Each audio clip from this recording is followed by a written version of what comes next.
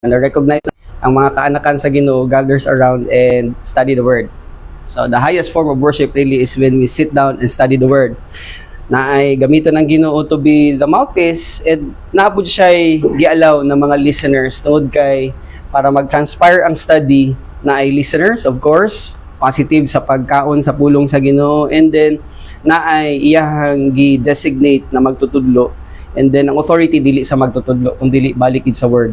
So the Word of God, na siyang i-reassess nato, i-reiterate na ang pulong sa Ginoo, the Word of God, it's alive, it's powerful, it is sharper than any two-edged sword, it pierces even to the dividing asunder of the soul and the spirit. So nagahimo ni siya og surgery of the thoughts and the intents of our spiritual heart. That's why it's very, very imperative that we sit down and study His words. That even si Pablo, ang iyon niya kay Timothy, Timothy, you have to study. Study to show thyself approved sa Ginoo, a workman that will never be ashamed, and then you rightly divide the word of truth. And then finally, before siya again putlan og ulo, in 67 AD, si Pablo, ingon gid niya kay Timothy, ang final thoughts, ang ingon niya nga all scripture, meaning from Genesis to Revelation, kinahanglan na siya tambanon, kinahanglan siya nga i-divide straight, kinahanglan siya i-categorize para nga makuha ang consistency, para makuha ninyo ang sense ana, and then ang relevance sa inyong day-to-day living. So pag ingon niya na all scripture is God-breathed, profitable siya for doctrine, profitable siya for reproof, for correction, for instruction in righteousness, so that the man and woman of God will be fully equipped, doing all good works. And good work is actually from the Greek word agathos. Kaya ang dawatong bagay sa Ginoo nga impress ka siya, isang iyang pulong. Dili ako ang philosophy. Dili ang imuhang philosophy. Dili ang atong idea uno. Kundili ang pulong ragyod sa Ginoo. That's the sweetest aroma that we can present to Him. Mana importante nga we have the kinibang volume of His words that we embedded into our thinking faculties. So to start with, before ta mag-launch sa ato ang operational will, buko sa atong mga ulo pangayon nato ang pagpanudlo sa balaan nga Espiritu. Let's pray. Father God, as we continue to have a feast in your words, we wanted to thank you for the grace of life that you have extended to each and every one of us. We still have the opportunity to acquire more of information as we continue to study the word. Thank you so much for the promise wherein Jesus Christ had said during His time, before He went to the heavenlies, He had promised the disciples that if He go, it is actually to the advantage of those who will be left behind, because if He won't go, the Holy Spirit won't come. Pero tungod kay ara na siya or naa na siya sa presensya sa Ginoo, ang ihagyong promise na himong evident in our midst today. He will send the Holy Spirit, and the Holy Spirit is actually our teacher right now. So, may you continue to bless everyone as we continue also to be positive at the leading ministry of God, the Holy Spirit, in our individual lives. Salamat Ginoo sa amo ang pagatun-an again tonight. Ang bottom line always is makagarner mi balik og or makagarner mi og dungag pa nakaalam og kahibalo sa hunahuna ni Kristo as you continue to extend our gininhawa sa ilong. For your glory and for your honor, this we ask in Christ's name. Amen. So last week atong gibuhian or ang ato ang giabilin na atong lesson is about operational will. So atong gitan-aw ang purpose, the reason why we are here. Ang purpose is to glorify God. Wag gilain. Wala na siya na-accomplish ni Satan together with his fallen demons. And then, naata sa prerogative. And then, ang prerogative, gidiscuss nato na siya last Thursday about sa sovereign will. Just a matter of review. Sovereign will speaks about ang design gid sa Ginoo is to save humankind. So, dili niya ma-intrude ang freedom sa tawo tungod kay gitagaan niya og kagawasan to choose. Pero gihimo niya na tanan ang pamaagi. So that's the sovereign will. Gusto niya luwason ang tanan. And then we also seen it ang regarding sa motivational will na ang gusto gid ay sa Ginoo sa iyang prerogative that we become like the Lord Jesus Christ in His humanity. So ang iyang desire that Langging, Jade, Mira, Uno, Tian, Aika, Abel, Waters, ug na din ha sa likod, no? Ang iyang gusto sa motivational will that we become like the Lord Jesus Christ in His humanity, hindi sa iyahang, not in His deity. So when you say in His humanity, we exemplify the virtue conduct. When you say virtue conduct, the fruit of God, the Holy Spirit. Love, that's the abundance of the mind of Christ because it speaks about agape. Joy, peace, patience, kindness, goodness, gentleness, faithfulness, self-control, and then humility, ang number 10. So, that's the motivational will of God. Now, today or tonight, we will tackle regarding sa subject about aning operational will.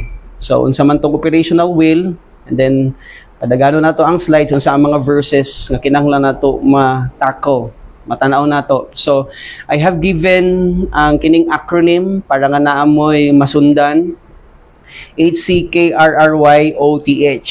TH.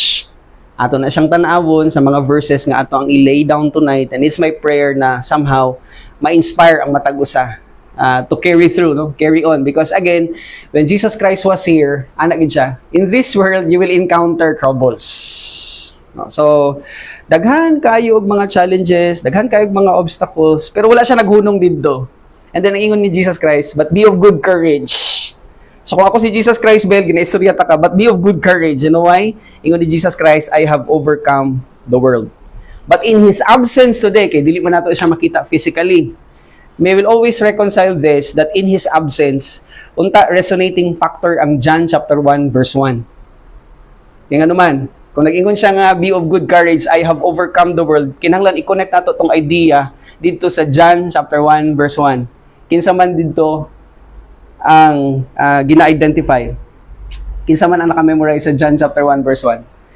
In the beginning was the Word. And the Word was with God. So ang encouraging factor in our time today is when we understand voluminous of the precepts of God. And somehow kung naka-encounter ta og mga circumstances nga it leads you to discouragement. Makaingon ka, Jade, Jesus Christ is the Word. And He gives me encouragement. That's why imperative kayo ang pagtuon sa pulong sa Ginoo. So balik, operational will, atong tanawon isa-isa ni siya. I hope nga makuha nato siya sa next minutes nga ato ang i-allocate sa ato ang time. Ang first na letter is H, and that is actually, tanaw sa atong slides, that's humility or teachability. Ang if you remember, last Thursday, we tackled regarding atong sakit. Sa itong sakit. Kasi, pag maingon ka nga, alam ko na yan. Alam ko na yan. Okay? That's not actually a manifestation of humility. Wala na space. There's no room for improvement. There's no room for the Holy Spirit to teach us. That's why humility is equivalent to teachability. Tanaw na ito ang mga verses. In James chapter 4 verse 6, forward ko kadali. Ingon ni James, He gives grace or He gives more grace. Therefore it says, God opposes the proud but gives grace to the humble. So, ang tanan ng mga pagkinahanglan kung ang ato ang pedestal in approaching the throne of grace, that we are humble enough to consider that kung si Isaiah papaistoryahon, your thoughts, when he was inspired by the Holy Spirit, ingon sa Ginoo, inspired niya si Isaiah, your thoughts are not my thoughts. And your thoughts are not my thoughts. Consider as high as the heavens are higher than the earth. So is my thoughts is higher than your thoughts.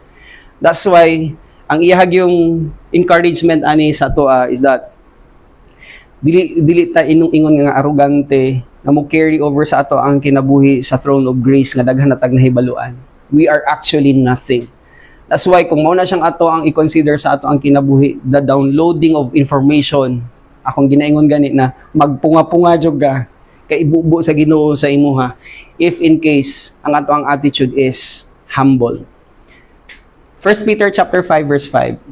Ingon ni Peter, likewise, you who are younger, be subject to the elders. Issue, submission, okay? Or respect sa authority. Clothe yourselves, all of you, with humility toward one another. For again, God opposes the proud, but He gives grace to the humble. So before we go out tonight, paulit sa atong respective places, kung naaman tayo bitbito na character or virtue, morning isa. We need to be humble. Next verse. Next principle. So, humility, Next na principle, letter C, clean before the Lord. So naay kinahanglan nato sabton na by the way, kung saan ako kadali ang inyong focus. When you say operational will, this is actually the standard operating procedure or the protocol. Pag maingon ka og protocol, dapat dili gini siya pwede na manegate or dili siya pwede na dili mag-exist sa ato ang day-to-day living. In every conscious moments that we are in, kung dili patakwaon sa Ginoo, ang ako ag yung pag-ampo nga inyo ni siyang ma-master kaning acronym. So that when we approach the throne of grace, we always have the capacity. Ano bang naatay kapasidad na vivid ang instruction na gihatag sa ato capacity to maneuver our life being a believer of the Lord Jesus Christ, part of His body. So, importante nga, i-memorize gini siya. Okay? Ako ganing gusto, may exam. para naman, challenge But anyhow, ang importante lang nga ma-master. Kasi, dili good mo compromise ang Ginoo sa ihang integrity. Importante na ma-realize nato nga ang Dios nga ato ang ginasimba, na siya integridad. Next na nga mga meetings, ako na siyang i-discuss ang topic regarding sa integrity. Ang importante lang karon nga atong ma-reconcile that every time we speak about the operational will, this is also the SOP, the standard operating procedure. Basig mag-ingon ka nga, emotional kaayo ka, mo nang duol ka sa presensya sa Ginoo, hindi nga. Because again, spirituality is not tantamount or it's not equivalent to emotionality. Kasagaran sa mga Christians today, pag puting lang sa gitara, emotion na dayon. It is as if filled ka isa sa Holy Spirit. Pero I will tell you, kung dili ka kasabot sa standard operating procedure, sa protocol plan of God, or sa operational will sa Ginoo, tanan nga buhaton sa Christian, bisang pag-unsa ka, yan ibang heartily given, dedicated ang iyang time, pag wala niya ni na master. Wala to siya bearing sa tubangan sa Ginoo. So, letter C, we need to be clean before the Lord. Kaya dili niya i-compromise ang iyahang righteousness. Okay? 1 Peter chapter 1 verse 15, but as He who called you is holy, you also be holy in all your conduct. So kung wala ka nakahibalo sa standard operating procedure, pwede gid nato siya tadadon sa emotionalism. And that's actually a counterfeit spirituality. Mao nang Jade, bantayan nimo Jade ha kung asa man ka mo adto sa mga future engagements nimo ba, kung adto ka attend ka ani. Ang inyo hagyong bantayan ang instruments. Kasi dinha magud mo tirahon. The moment magud nga ang tawo mahimo siyang emotional, wala na siya capacity to think. And God is a thinker. Di ba? Your thoughts are not your thoughts, pero ang ginahimo gid karon sa kaaway, bulagon niya through religiosity. So bantayan nato ang music kasi somehow kung solemn na gani ang music, it is as if dool ta sa presensya sa Ginoo. Di nga. It's fallacy. So again, we will always understand na kinahanglan kita tinlo sa tubangan sa Ginoo. Next verse. 1 Peter chapter 1 verse 16. Since it is written, you shall be holy, for I am holy. Although by rite of provision sa pulong sa Ginoo, ingon ni Pablo sa 2 Corinthians chapter 5 verse 21, the Father made Christ to be sin on our behalf. So nahimo siyang sad-an si Jesus Christ. Kanusa man to, katong gisangat siya sa cross, katong 3-hour period, pag niya nga, my God, why have you forsaken me? And that's actually the element of what Paul had been saying all along, that God the Father made Christ to be sin so that by virtue of your believing on what Christ have done, you become righteous. So the moment you become a believer, nahimot ang righteous. Pero experientially, Jade, makaingon gid ta nga makasalata. Sa huna-huna, pamulong, pamuhat. Simple nga lang nga pag-worry. That's actually a sinful activity against the Lord because we don't rest in the Lord. We don't have our peace with the Lord. Kaya gusto man nato kwaon ang concern. Dili nato gusto nga i-cast sa iya ha. That's why we are sinning. Pero, again, ang atong status to be a believer, we are holy. Ang question karon is ang succeeding nga imuhang pagkinabuhi matag adlaw. That's why importante after we read that verse, importante ang 1 John chapter 1 verse 9. Pag-ingon ni John, as he was inspired by the Holy Spirit, if we confess, that word confess is actually from the Greek word wala lang na ako nabutang sa ato ang slides, homologeo. When you say homologeo, Abel, ang iyang instruction, dili nimo isugid kung nakasayop, nakahimo ka og sala, huna-huna, pamulong, pamuhat. Ayaw isugid sa imong isig ka, parehas nga tao, kay mahimo lang ng chismis. Pag-ingon niya nga confess, homologeo, enumerate, i-privately name that sin sa iyang atubangan. So kung pananglitan, nag-worry ka kaganina, it's a sin against God. Kaya wala ka nag-rely, wala ka nag-depend sa iyang gahom to carry you through sa imong circumstance. Kung nag-worry ka, you have to realize nga na gihatag nga provision sa protocol, sa standard operating procedure, ang iyang ingon lang, ihinganlin na siya sa atubangan sa Ginoo. Dili kinahanglan og time gap nga daghan pa ka guilt trip. Mo ni problema mo sa mga Christians, no? Imagine ha, nakasala siya 2 weeks ago. Alaw pag niya ang 14 days na maglingga ang katong sala sa iyang una-una. Yung pinaka-simple lang man ang ingon ni John. You privately name that sin to the Lord. Kaya ang gusto gid sa Ginoo is that sweet fellowship with us. Gusto gid sa Ginoo ang fellowship. Ang problema kay Christians today don't have any understanding of the protocol plan or the standard operating procedure. In short, nahimong ignorante gid ang mga Christians. And this is the reason why we are gathering around para studyhan nato ang pulong sa Ginoo, and then somehow the Holy Spirit will encourage us to practice this. Kasi you can never practice this if you don't know somehow kung unsa ang pamaagi. So pag-ingon ni John, if we confess our sins, He is what?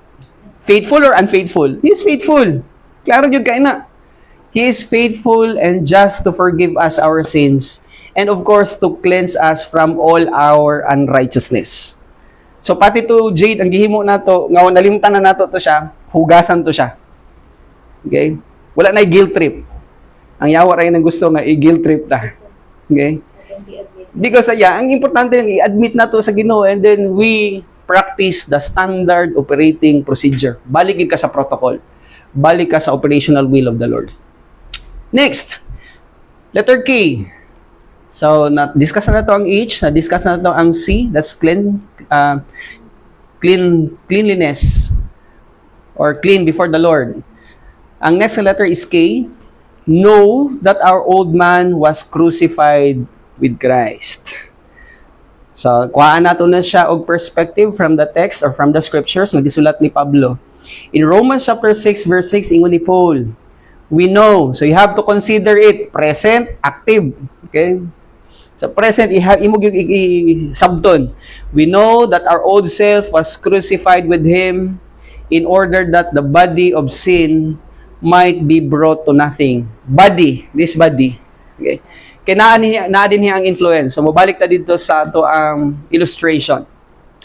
This is your body. And your body is composed of sight, hearing, smelling, taste, touch. Asa man ka dito nakasala. Okay? So the body of sin, ang ingon ni Pablo, you have to know that it's already crucified dito kay Jesus Christ. And that crucifixion speaks about death. So dapat ato gini siyang i-realize always nga naay gi-crucify dito sa cross. And kauban dito sa gi-crucify is our body. And then ingon niya, might be brought to nothing so that we would no longer be enslaved to sin. Because again, kung nabuhi man ang atong human spirit, it doesn't mean nga naan ni siya influencing factor. Sa Christian na infant pa, ang iyahag yung influence is the body. That's why ang iyahag yung encouragement, si Peter nag-encourage siya that we grow in grace and of the knowledge. Pag ingon niya nga knowledge, information to siya. Dili to siya wisdom. Pag ingon niya nga knowledge, that's gnosis. So you grow in your information so that pagkadaghan ka nag-information, daghan kang i-collect na idea, principle, precepts. Ug mo to siya ang guiding factor. Pero si Satan, dili siya gusto nga mag-learn ka, tungod kay dili siya gusto nga mahimo kang effective witness when you go out. Gusto gid niya nga mahimo kang susama sa mga tao nga tuwa sa kalibutan, susama sa mga tao nga unbeliever, susama sa mga believer nga mga karnal. Kay dili siya mahimong musiga, dili siya mahimong salt sa iyang palibot. So reality is, ingon ni Pablo, you have to know that our old self was crucified with Him. In short, naatay moral responsibility, naatay moral obligation. Jay, dili na ko task ang pag-consider ana, kag dili imuhan ang task. Wala tay hilabtanay, klaro ha? Wala tay hilabtanay. Ang importante lang na we understood the protocol. Kasi kung nasabtan na nimo ang protocol, are you going to exercise this or not? Kasi pagka dili ka, tanaw na to kung saan buhaton sa Ginoo sa atong pagpadayon. So next, twice reckoning, manang duha ka R. Okay? Tanaw na to ang twice nga reckoning. Ang first na reckoning is, ingon niya din ha, Romans chapter 6 verse 11. Likewise, you reckon. When you say reckon, imong isipon. So that's present active. Ikaw gid ang maghimo ana. Or consider sa uban nga term. Sa ato ang term is isip. Isip-isip. Okay? So likewise, reckon ye also yourselves to be dead indeed unto sin. So balik sa diagram or sa illustration, imog yung i-consider, okay, nga patay na ning lawas. Kung unsa man ang nag-ilong sa ato, kung unsa man ang nag-spearhead to be our master. Kung nahimo kang, kung ang imuhang Waterloo or Achilles heel or kung imuhang weakness is ang imuhang pagtanaw sa cellphone, kaya naman ko yung last pattern. In us, we have this last pattern. Na ay chemical lust, na ay criminal lust, may crusader lust, may cellphone lust. Asa man ka dito. Na ay revenge lust, na ay approbation lust, na ay monetary lust, na ay sexual lust, na ay power lust, na ay pleasure lust, na ay social lust. Ug diri ni sa tanan nag-reside sa ato ang body. And somehow kining ato ang soul nahimo ni siyang ulipon. Manang ang instruction ni Pablo, you have to reckon, you have to isip, you have to consider that yourselves to be dead indeed unto sin. Because we have this lustful pattern na somehow mo ni siyang nag-influence sa soul. Other than that, aside sa last pattern, napo ni siya kanibang trend to asceticism. When you say asceticism, ang kining ato ang structure per se, nani siya ginaingon ba na trend to good works, bleeding heart, good doer. Hindi mo siya ni good. So, saan pamaagi? Pwede siya mag-trend into gitawag na liturgy, kay siyempre, na-introduce man sa ato ang religion. Kinanglan, naagi ko dito, kay mag-liturgy na ba, mag-start na ang kung saan program i-present. Sama, para mapakita na to sa kung saan man ang naka-associate sa ato ang, ay, balaan lagi kayo ni si, holy lagi kayo ni si so-and-so. Kaya nag-attend gid siya og simba. O somehow, naay ka dibang asceticism na somehow, i-consider gid na to na patay na siya. Ug kinahanglan nga naatay i-consider. Unya, balik, ano na to na siya. Ipadayo na to. So you have to consider or reckon yourselves to be dead indeed unto sin and then alive through God, through Jesus Christ our Lord. So ang Romans chapter 6 verse 11a, mo to siyang emphasis. Atong reckon, first reckoning. Okay? Reckon ye also yourselves to be dead indeed unto sin. Okay? And ang balay or ang bahay, ang house sa sinful activities is kining ato ang lawas. Mao nang kinahanglan regularly i-check na to ang ato ang lawas. Okay? And then reckon the next reckoning. Reckon that we are alive in Christ. And who is Christ in John chapter 1 verse 1? He's the Word. That's why it's very, very important that we have the abundance of the mind of Christ because, again, Jesus Christ is the Word. Pero kung dili ta maghatag og panahon sa paglingkod, pagtuon, pag-meditate sa pulong sa Ginoo, always nato ni siya i-reconcile that when you jade or kitang tanan, if you don't give our time in the study of the Word, by default, we are actually eating from the tree of knowledge. Palahon na to ha? When we don't do every day, kung wala ta naglingkod, nagpaminaw, nagtuon sa pulong sa Ginoo, by default, we are actually eating the tree of knowledge. And that's constant enmity with the Lord. Believer, yes. Pero unsang gikaon? Pagkaon nga naa filosofiya nga tuwa sa gawa sa kalibutan. Nagidumala, of course, ni Satan because again, Satan is the god of this world. So reckon that we are alive in Christ. Romans chapter 6 verse 11b. But alive unto God through Kinsa man? Through, exchange na to ang word. Through the word of our Lord. Because Jesus Christ is the word. Pag ingon nga word, logos, what are the doctrines that we have understood? What are the design? This is the design of God. What are the rules for living? Operational tools. What are the principles, the precepts, the techniques, and axioms? Mo lang kinahanglan nga mahimo tang master of the word. Ingon ni James, the one who looks at the perfect law, and that's Jesus Christ, the perfect law. The law of liberty, meaning gitagaan ka og choice. Are you going to hook your conscious awareness to the things of the world, or i-hook na tong ato ang focus sa pulong? It's not actually, ingon ni James, it's not actually hearers of the word and forgets. Silang siyang paminaw, pero limtan gyapon niya ang mga precepts. But, kanang word nga, but is actually a strong conjunction of contrast. But a doer. When you try to say the word doer in the Greek, nagapasabot na siya nga poet. Poets. That's where we get the word poets. In the Greek, that's poetes, wherein we get the poet. When you say poet, you are becoming master of the word. Unsang giingon ni Isaiah, unsang giingon ni Jeremiah, I have found your words and I ate them. And your words become to me a delight of my heart. So, kuhanin mo nga concept. And then the moment you become a poet, not only a doer, but a doer who acts. Imo na actually i-exemplify. The things that are in invisible context, it becomes visible because we have the abundance of the mind of Christ.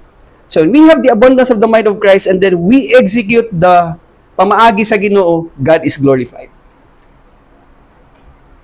Yes, Mira? You want to say something? Okay. So, muna siya. Kung abundance sa karon sa mind ni Jesus Christ, you are actually developing an attitude of having the altar in your thinking faculties to worship God. So, the altar is here. And ang content is the mind of Christ. That's why, kung mubalik ka, but alive unto God through the Word, of which Jesus Christ is the Word, who is our Lord. By the way, naiduwa ka things na kinahanglan natin i-consider. When you say Lord, lahi magod ang Savior sa Lord. Ang Savior is, He saved us. Pag ingon nga Lord, He is really our Master. Lord, nasa man eh? Nasa man yun? Okay, kay mo mong gihatag sa ko, I bow down to your words.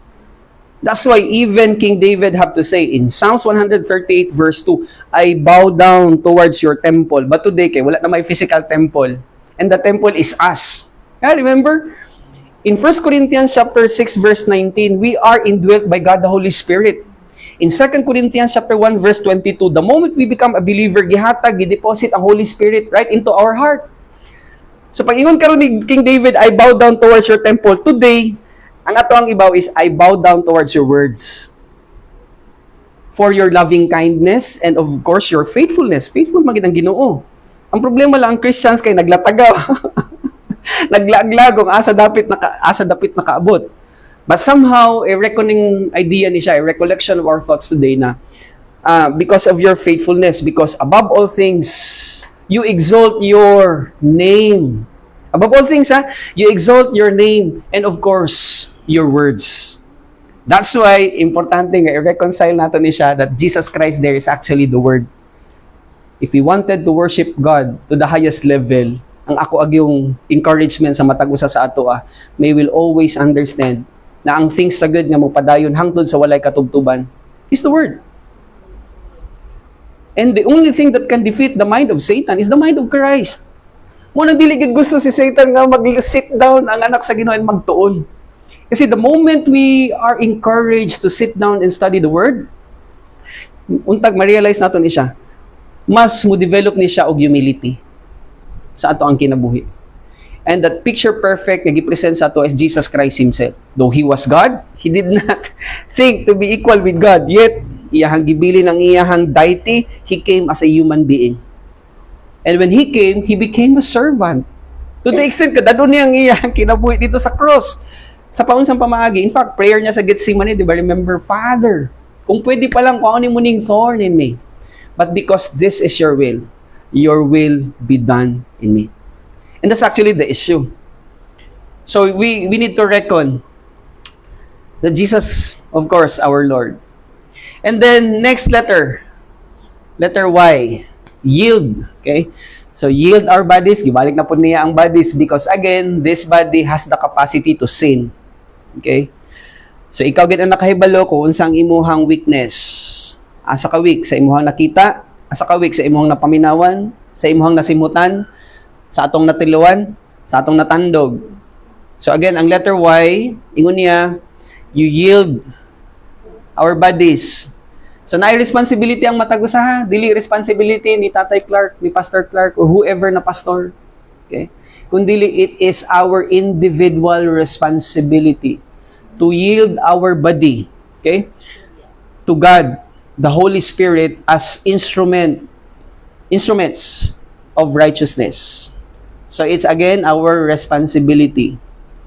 Next, in Romans chapter 6 verse 13, ingon niya, neither yield any part of your body, imong kamot, imong tiil, imong lawas, okay, as part of the body, as instruments of unrighteousness unto sin. But, strong word, conjunction of contrast, you yield yourselves unto God. And that's God the Holy Spirit. By the way, before ta mag-continue, you go first to Galatians chapter 5, verse 25. Galatians chapter 5, verse 25.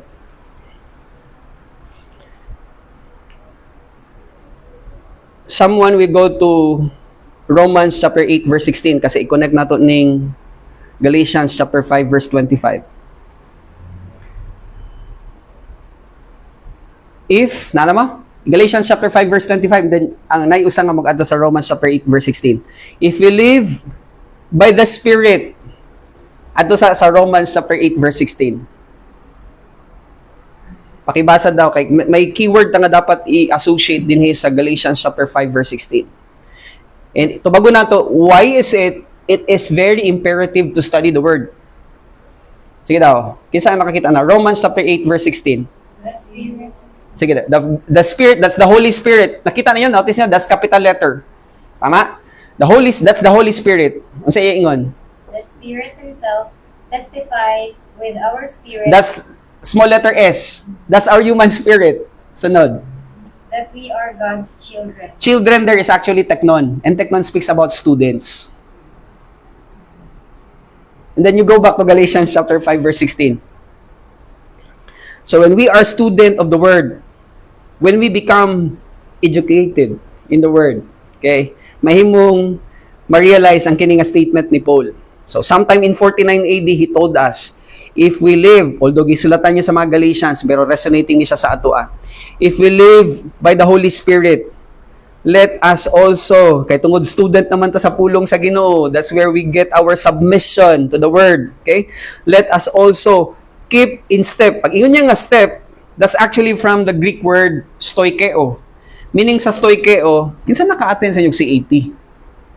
Sa mo ko na CAT, karon wala na ko CAT. Yeah, last batch mo. Naabtan pa na ko na siya. Sa CAT manggod, naay kaning CO. Kung unsa ang execution sa CO, we need to follow. Ining, kung unsa ang gi-execute, kinahanglan i-follow kasi kung moingon gani siya nga liko sa kaliwa. No, dapat kaliwa ka, dili ka magkanan. Kay bulyawan ka sa CO. Kandete! Ano bang ginagawa mo? Duck your head! Manggagalaiti sa kasuko bang ang CO. In short, kung student ta sa Ginoo, sa balaan nga espiritu in our time today, because our teacher is the Holy Spirit, kasi sa second phase sa ato ang dagan, in our race, the Holy Spirit bears witness, He promotes praise and thanksgiving, He intercedes for us, paghatag sa ato ang mga precepts, He leads and guides us, He teaches us with all the truth and nothing but the truth. Para nga ang iyang influencing factor, ang focal point of our focus is Jesus Christ. And then we manifest that life in exercising our grace function. Grace function ug ato ang gift. Kung sa bang ato ang gift. So kung student sa pulong sa Ginoo, balik sa Galatians chapter 5 verse 16. If we live by the Spirit, okay, the Holy Spirit, let us also keep in tune with the Spirit. Okay, that's stoikeo. Keep in step with the Spirit, meaning kung nag-follow ta sa marching order, God is glorified. Kung abot na po dito balik, di ba, ang ato ang lesson, we are into this angelic conflict. Mubalik na punta dito sa Supreme Court because 24/7, Satan has this access. In Revelation chapter 12, verse 10, up to until now, Satan has his access to the Supreme Court in the heavenly justice. So every time nga mag-present siya dito, iyang ingnon, why is it that si Mira, si Uno, si Clark, lower than the angels, has the capacity to follow the Holy Spirit? Ikaw, unsay mong gihimo? You never have the attitude of submission. Arrogante gyud ka. That's why you are going to the lake of fire. Why are we studying? It's because related ni siya tanan atong study sa angelic conflict. We are being watched. Kinsa? Demons. We are being watched. Kinsa? Angels. The Father is here. Jesus Christ is here. The Holy Spirit is here. Pero ginagusto sa Ginoo na ang protocol plan atong ma-accomplish so that when we have the abundance of the mind of Christ, God is glorified. Klaro ha? So again, we yield any part of your body as instruments of neither yield any part of your body as instrument of unrighteousness unto sin, but yield yourselves unto God. Again, in our time today, the Holy Spirit is our guide. As those that are alive from the dead. In Adam, we all died, but in Christ, we all been made alive. And your members as instrument of righteousness unto God. So when we suffice God's righteousness, kabalabon sa buhaton niya, Ben, when we have the abundance of the mind of Christ and then we follow the marching order, if God is glorified, mahitabo ang giingon ni King David na principle. Isa naka-memorize sa Psalms chapter 23 verse 6. Surely, goodness and mercy shall follow me all the days of my life. And I will be in the presence of the Lord forever and ever and ever and ever. Amen. Actually, naapalang ta karon presently sa earth. Pero you know, Jade, you are now seated in the heavenlies with Jesus Christ. Ephesians chapter 1, verse 6. And that's the reality. Pero nganong naapamanta din okay? Wala pa man ta namatay. Okay? Wala pa man ta namatay physically. Okay? Although, I believe na ang kini ato ang generation, very, very imminent ang rapture of the church. So, posible tonight, pwede tomorrow, pwede next week, pwede next month. Okay? Ang importante lang, sangatan nato na sa Ginoo kung kanusa magina siya. Ang importante lang na, if God gives us the grace of life, ang ato yung i-fathom is to get, okay, more doctrine, more of the mind of Christ. Para nga mahimo bang ma-reality itong kanta, from glory to glory, He's changing me. And it's the word, the pure word of the Lord. Now, in 1 Corinthians chapter 15, verse 42 to 58, okay, napay 10 minutes, tanaw na to na siya. Very beautiful ang discourse ni Pablo din ha. 1 Corinthians chapter 15, verse 42 to 58. Just follow me silently. Verse 42, so is it with the resurrection of the dead. What is sown is perishable. In Adam, we are perishable because of this body. What is raised in us is imperishable. 43, it is sown in dishonor because Adam sinned. And yet, the moment we believe about what Christ, it is raised in glory. It is sown in weakness. It is raised in power. 44. It is sown in a natural body. This natural body, nana siya istorya karon din nga mystery. It is raised in a spiritual body. If there is a natural body, there is also a spiritual body. Wala pa na siya karon. Future. This, it is written, the first man, Adam, became a living being. The last Adam became a what? A life-giving spirit. 46, but it is not the spiritual that is first, but the natural. And then, the spiritual. Morning history ni Jesus Christ kay Nicodemus. Unless a man is born of water, that's physical birth. It speaks about eudor. Eudor means amniotic sac. So, ingon ni Jesus Christ, unless a man is born physically and of the Spirit, gi-reinforce ni Pablo ang kaninga idea. Pagsulat niya sa verse 47. Okay? The first man was from earth, a man of dust. The second man is from heaven. 48. As was the man of dust, so also are those who are the dust.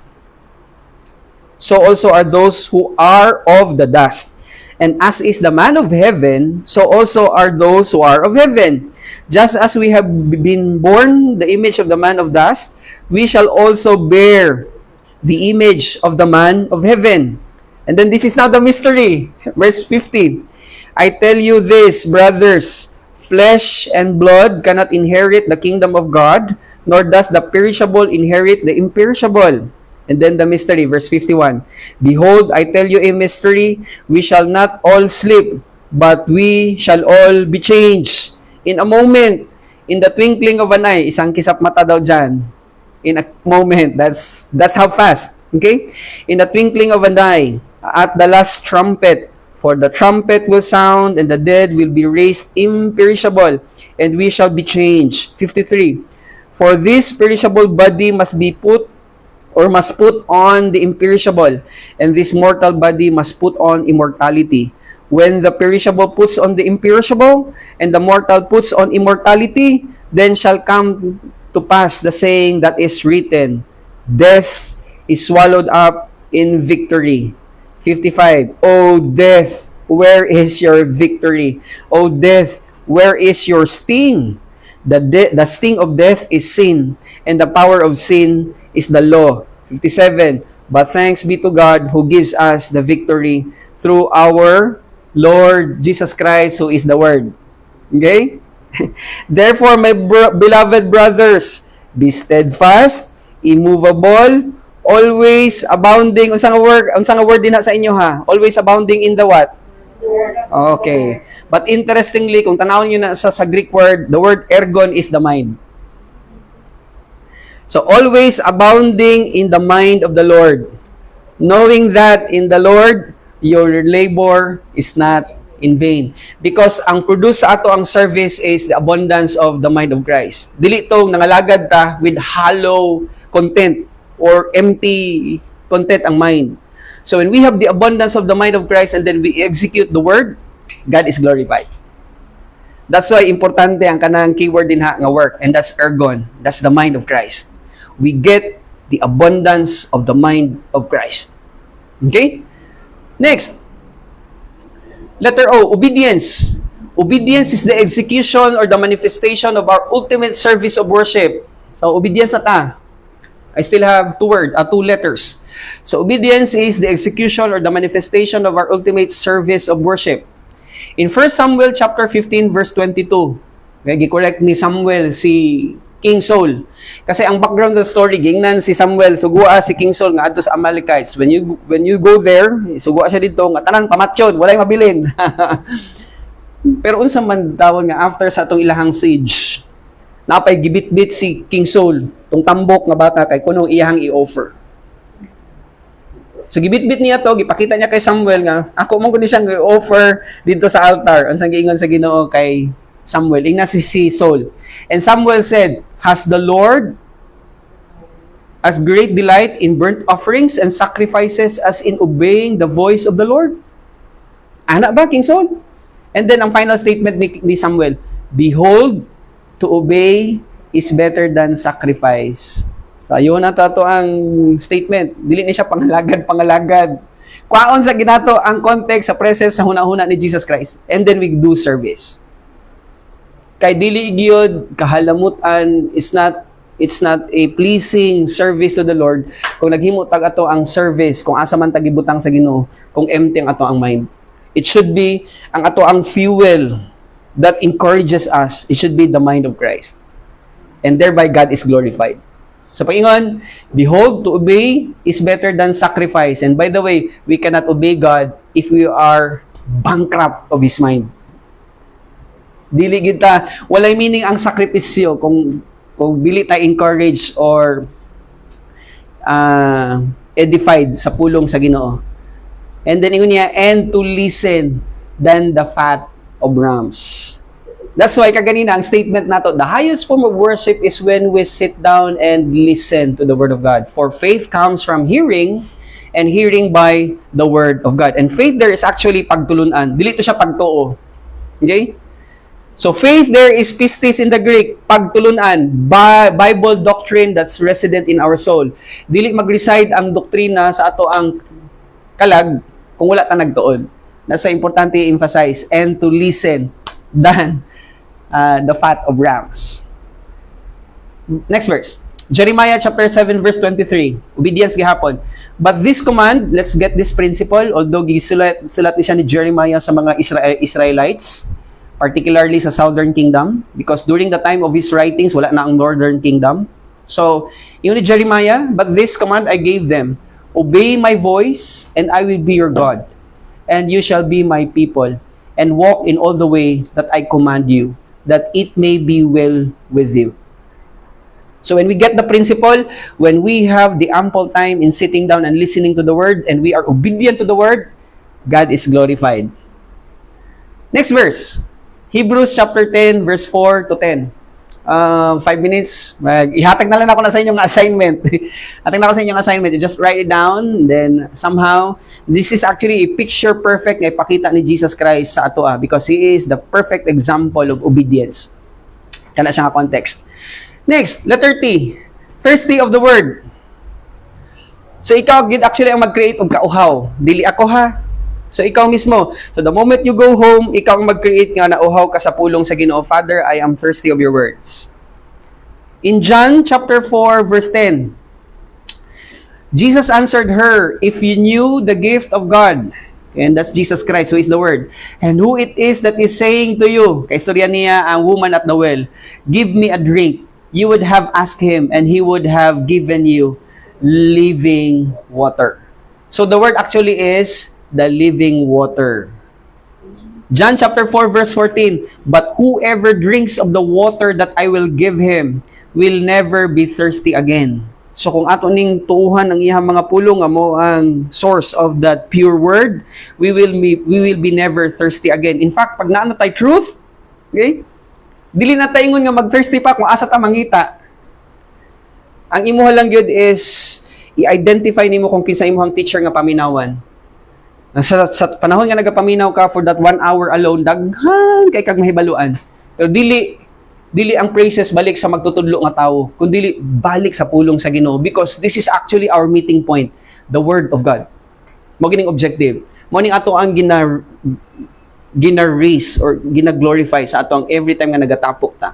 So the water that I will give him will become in him a spring of water welling up to eternal life. Because the Word, which is the water, the pure Word, is mao ni siya ang naay eternal value. John chapter 6 verse 35, Jesus said to them, I am the bread of life. Whoever comes to me shall not hunger, and whoever believes in me shall never thirst. So again, ikaw ang mag-decide na uhaw ba ka or dili. Pagka dili ka, and then you are a believer, gukdon ka sa bunal sa Ginoo. Kinsa gukdon og bunal. Kita gyud ang mana. Because in Revelation chapter 3 verse 19, those whom I love, ingon sa Ginoo, I discipline and I chastise him. So ang paidiyo, which speaks about bunal. So kung dili ka mag-create og thirstiness, nabuhi tinuod ang atong human spirit, ang himuon gyud sa Ginoo is disiplinahon niya ang iyahang anak. And then finally, final stretch. Sa thirstiness. On the last day of the feast, the great day, Jesus stood up and cried out, if anyone thirsts, let him come to me and drink. So we go to Jesus Christ to have our drink. Whoever believes in me, as the scripture has said, out of his heart will flow rivers of living water. So personification na siya din ha, si Jesus Christ ang living water. We will always understand nga before siya nagdagan sa chapter 7, balik ka sa chapter 1, verse 1. In the beginning was the Word, and the Word was with God, who is now the living water. Okay? Final word, hungry of the Word. Okay? So ikaw gihapon ang mag-decide kung nagutom ba ka or dili. Kaya kung dili ka gusto nga magutom, well, it's always our choice because God will always honor our freedom. Matthew chapter 4 verse 4. But he answered, it is written, man shall not live by bread alone, but by every word that comes from the mouth of God. Question, unsa gani ang mag-remain throughout all eternity? The Word. Heaven and earth will pass away. That's Matthew chapter 24 verse 35.